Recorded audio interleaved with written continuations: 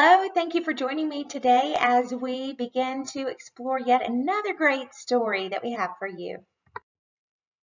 Today as we work, we're going to think about one of our standards.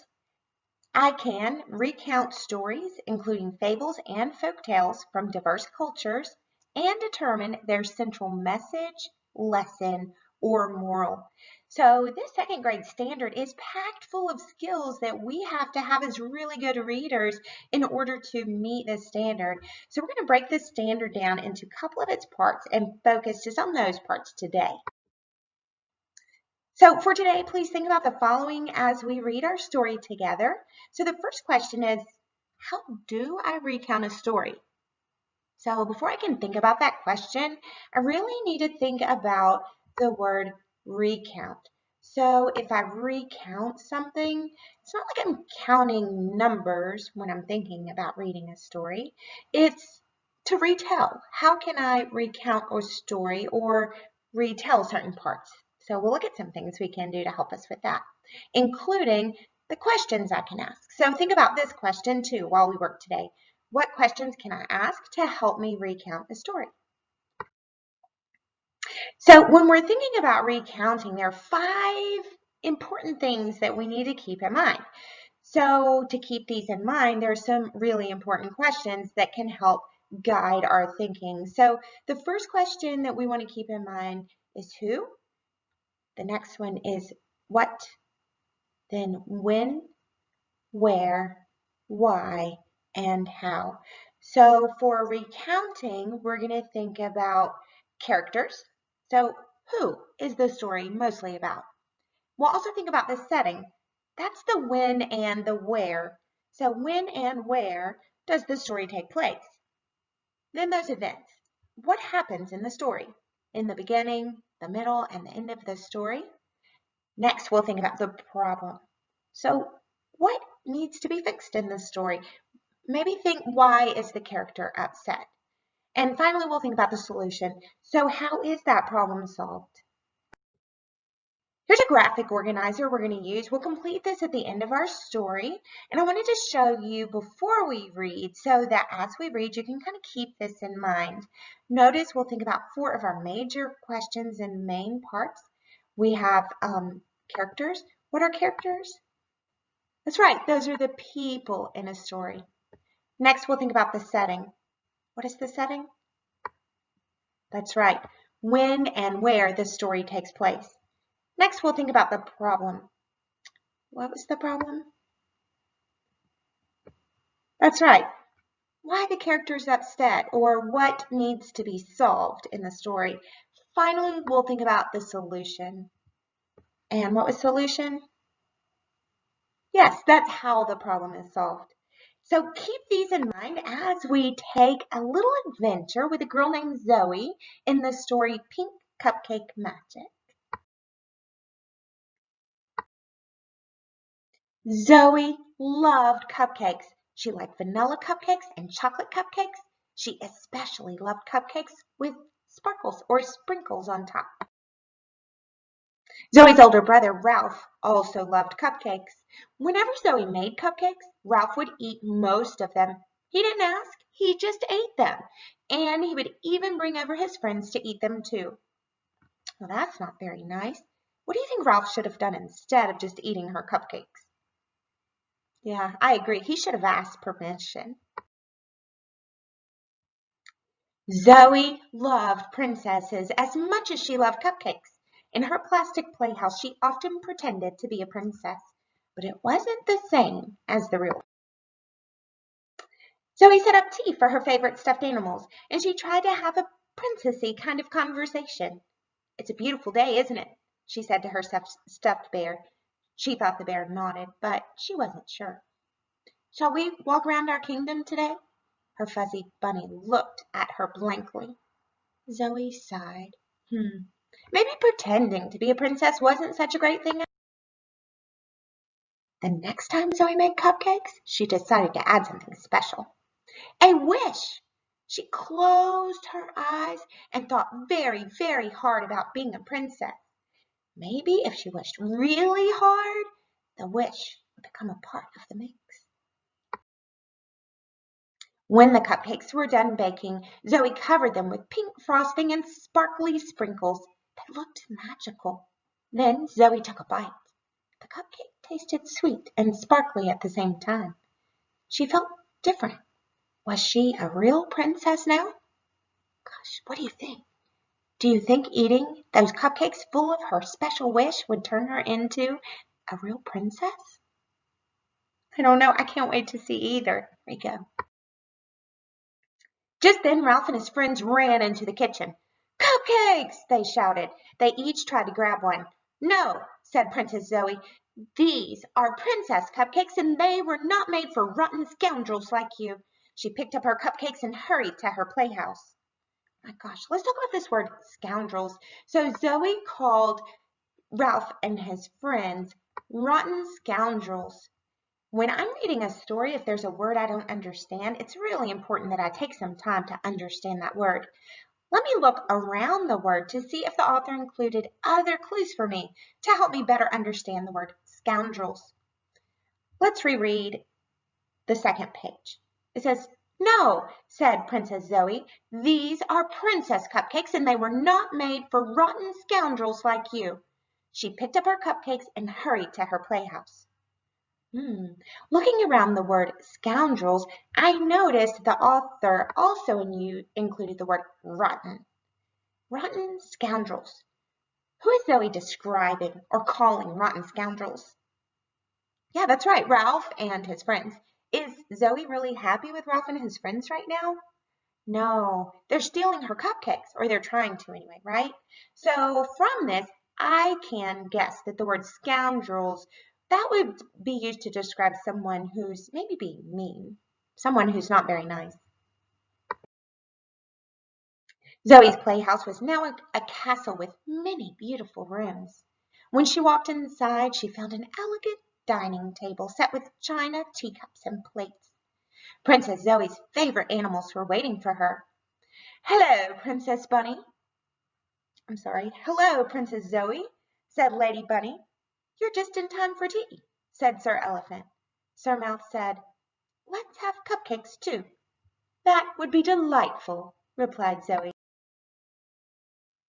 While they were sipping tea and eating cupcakes, Zoe asked, What shall we do today, my favorite friends? Sir Bear replied, Let's explore our magical kingdom. That's a lovely idea, said Princess Zoe. Zoe and her friends took a long walk around the castle grounds. They stopped to greet the people of her land. One of them cried, Princess Zoe, please help us. Our children are growing so quickly they need new shoes and coats. A princess made from wishes could grant them too. Instantly, there were tiny shoes on the ground and little coats hanging on a branch. Thank you, Princess. You look wonderful, said Zoe. Perhaps you would like to have some cupcakes at my castle. In the distance, they heard someone yelling, Cupcakes! Oh no, said Princess Zoe. I fear for my cupcakes. Everyone rushed to the castle. Oh my gosh, what do you think may be happening? Who do you think was yelling cupcakes? And why do you think Zoe and her friends are rushing to her castle? Maybe Ralph and his friends. I agree with you. Let's see what happens. The cupcakes were gone. Zoe groaned. Who would steal your cupcakes? Asked Lady Bunny. It must have been the evil Prince Ralph, replied Zoe. Tomorrow I will have a special surprise for him. The magical day was almost over. The sun was fading, and the castle was starting to look like an ordinary playhouse. Goodbye, my friends, said Zoe. I will see you the next time I bake pink cupcakes. Let's pause here just for a second before we keep reading. Look at this part of the story. The magical day was almost over. The sun was fading, and the castle was starting to look like an ordinary playhouse. That helps me to understand the time that the story was taking place. So do you think this is at nighttime or during the day? Yeah, during the day, because the sun is up during the day, but now the sun is starting to set, so it's becoming nighttime. When I think about the time a story takes place, what story element am I thinking of? Characters, setting, problem, or solution? That's right. The time a story takes place is part of the setting. Good. The next day, Zoe made cupcake batter with a touch of green food coloring. She closed her eyes and wished very hard. When the cupcakes had cooled, she decorated them in an unusual way. Ralph and his friends rushed in at the right moment. "Cupcakes!" they shouted. And then something amazing happened. Oh my gosh, before I turn the page, what do you think may have happened? Maybe so. Let's see if you're right. "Don't worry," said Zoe. "Cupcake magic only lasts for a day. So take a look at the picture here. Based on the picture or illustration on this page, what happened with the cupcakes that Zoe made a magical wish in and gave to Ralph and his friends? That's right, turn them into frogs. Guess that'll teach them not to steal and to ask instead. So on the last page of our book here, you will see a recipe that you can use to make pink cupcakes of your own, or green or blue. But it's very important you go with your parent or guardian first before you work on trying to cook this recipe. For now, though, let's get back to thinking about the questions we can ask ourselves to help us recount a story. So we thought about this graphic organizer. So recounting a story means to retell the story, right? And when we recount a story, we can think about our question words like who, what, when, where, why, and how. So in our graphic organizer, which you can make on your own the next time you read a story, I want to always be sure that I write in the title of the book. So the title of our book was Pink Cupcake Magic, and I put the title there in the middle of this graphic organizer. The next thing I want to think about is characters. So remember, characters, that's who. So who were the people in the story? The story had quite a few. Let's think about it. The little girl, what's her name? Zoe. That's right. And then she had a brother, Ralph. His friends were also in the story. And then she had lots of favorite animals. So I've listed those characters here in the character box of our graphic organizer. The next thing I want to think about is the setting. So a setting is when and where the story takes place. So when was this story? Was it at night? No, it was during the day. And where did the story take place? Kind of two places. There was a real place and an imaginary place. That's right. The setting is Zoe's house, but part of the story also happened at Zoe's pretend magical kingdom, and the story happened during the day. The next thing we want to think about is the problem in the story. So remember, this is what's wrong in the story, or why is our character upset, or why is there something wrong in the story? So in our story, our main character, who is our main character? Zoe, that's right, Zoe. The main character had a problem. What was the problem that Zoe had? That's right, her brother Ralph and his friends kept eating her cupcakes. So I'll fill that in the problem section of my graphic organizer, like this. There it is. Problem. Ralph and his friends would eat most of Zoe's cupcakes. So what was the solution? When I think about the solution, I'm going to use my question word, how. How was the problem solved in the story? So I want to think about the end of the story. The solution usually is going to happen toward the end of the story. So what did Zoe do to make Ralph and his friends stop eating her cupcakes? Yeah, she made those magical cupcakes and put a special wish in it that turned Ralph and his friends into frogs. Yeah, I think that would work. That would make my brother and his friends stop eating my cupcakes.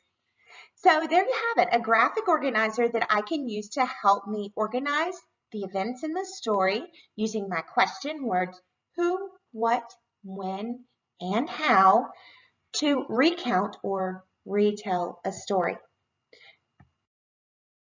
In review, recounting a story will help me better understand the story, and finding the characters, setting, problem, and solution will help me recount a story. Thank you for joining me today as we thought about the magical pink cupcakes, as we read through this story and we thought about recounting stories. I hope you have a great day. Until next time.